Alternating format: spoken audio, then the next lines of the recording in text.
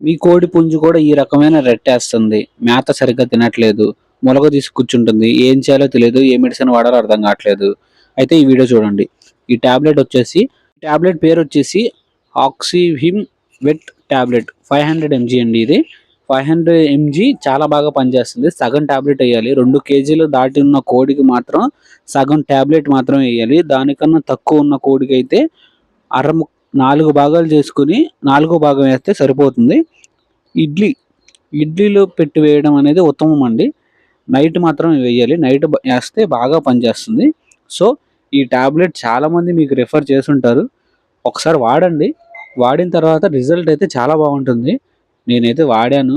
Result వచ్చింది కాబట్టి నేను మీకు చెప్తున్నాను. సో, ఈ టాబ్లెట్ ఏసే ముందు మేత అయితే పెట్టొద్దండి. పొరగడుపు మాత్రమే వేయండి. అప్పుడే బాగా పనిచేస్తుంది. సో, ఈ టాబ్లెట్ అయితే చాలా పెద్దగా ఉంటుంది. 2.5 వెయిట్ ఉంటే సగం టాబ్లెట్ మాత్రం వేయండి.